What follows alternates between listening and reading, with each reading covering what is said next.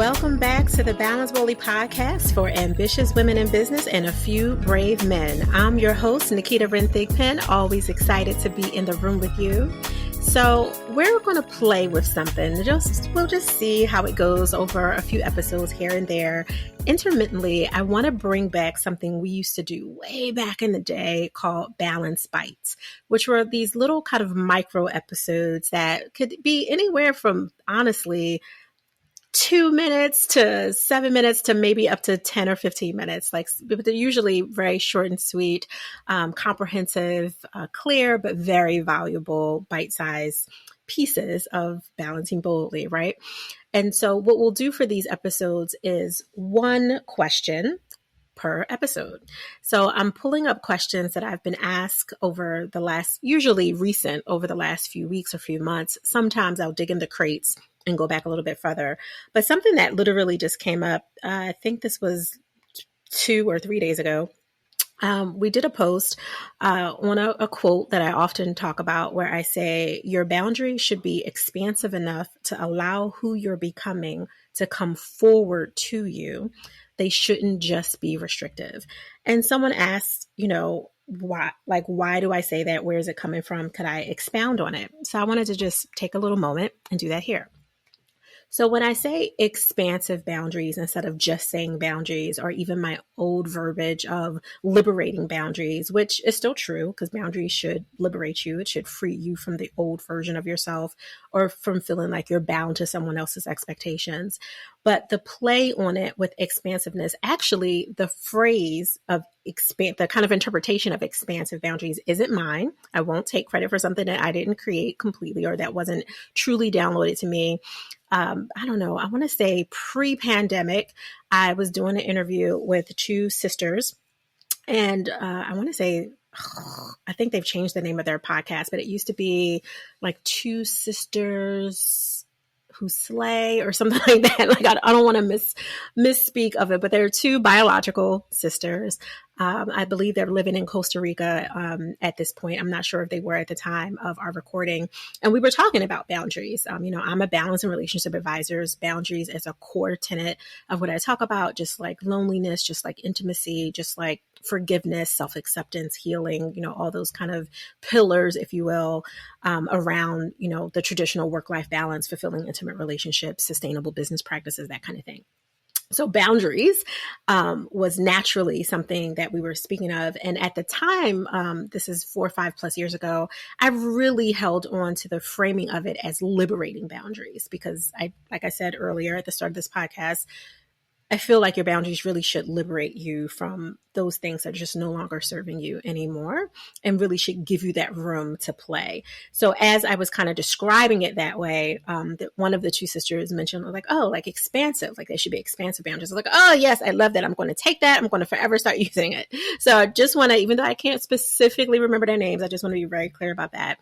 I make up a lot of things. Things are downloaded to me all the time. I redefine words. I reclaim definitions of things all the time. And I will be always honest when something is truly from my spirit, from my being that came into me, through me to you versus something that was borrowed. And that was.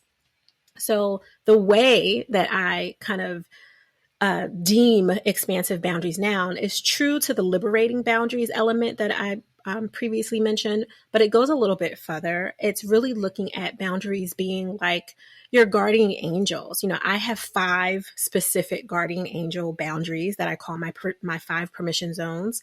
And in those particular guardian angels that are around those permission zones of me that allow me to live a very full life are a guardian angel / boundary or #boundary around my personal habits. It's very important for me to make space for what is physically nourishing to me, whether that's good food, great hydration, fitness is a tonic for me, just pure stretching, like whatever that is, like it's really important that I have a boundary around that I don't create justified excuses. I literally just had a conversation with my husband, I want to say it was just a couple of days ago, where I was really proud of myself because I'm on this new streak with my workout routine and all the things that I'm doing because of my rare autoimmune, because of the surgeries that I've had, because of some of the other challenges that I've had in my physical being. I have been known to do hashtag too much with my exercise routine for the purpose of strengthening my body, not so much about releasing weight, but more so for strengthening and toning. And because I'm in the zone and I'm in the flow and I'll feel so good, I won't realize that I pulled something or I strained something. Typically, because I do have a high pain threshold, it typically happens a day or two after. And then that pain will shut me down from, not from work. I'm still able to work, but it'll shut me down from being able to really get back into the rhythm of exercising for sometimes weeks, sometimes months. And if you are someone who has paused or stopped exercising for a while, you know that when you finally go back in it, now you're dealing with the head game, all the head trash, the mindset stuff of, oh, I don't feel like it. I don't have time. Oh, my energy. Oh, oops, will I injure something again? Like you can really get into your head about it. And I wanted to be really careful of that. So I'm easing myself, even though my routine is very formidable, I'm easing myself in and being very mindful to not push past, areas that I shouldn't quite push past quite yet while I'm warming back up into this new consistency that I've stepped back into.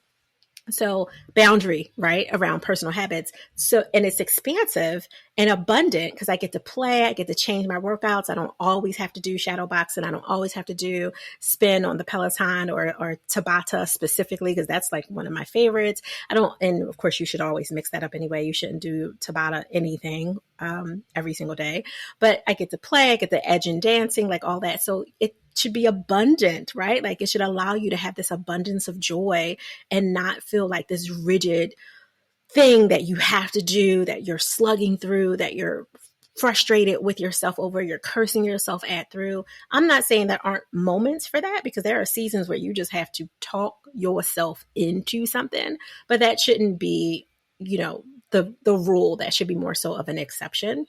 And so by having a guardian angel boundary around my personal habits, that allows me to feel good, to have the energy that I need to do all the things that I'm here to do, purpose to do, and that I also want to do, right? Like in addition to the purpose work that I have. And then of course I have other boundaries.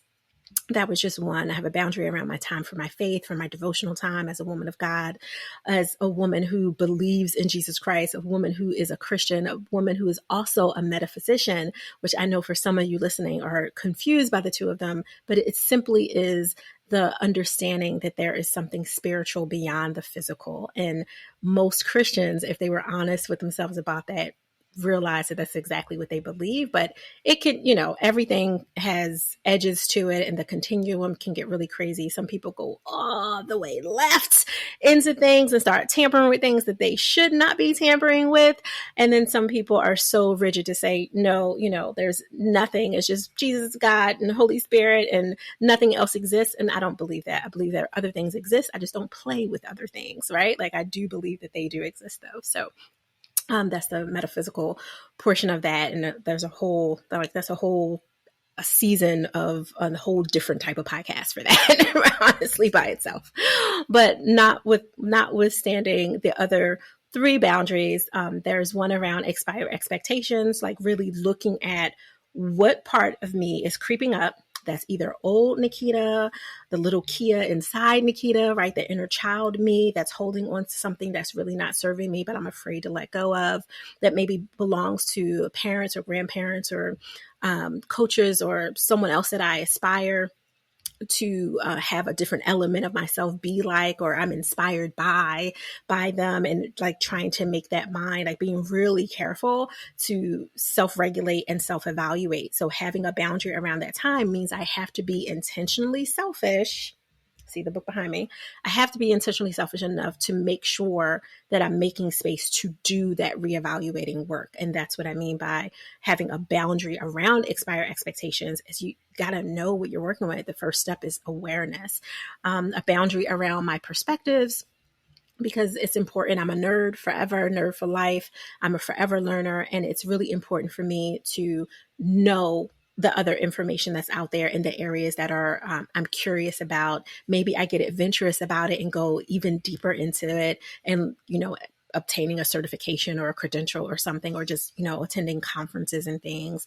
And then also being able to play in those arenas if I choose to, right? Like there was a long time where I only read nonfiction books. Like that was my jam. That was all I did, whether it was personal development, business, spiritual growth, whatever it was always specifically nonfiction.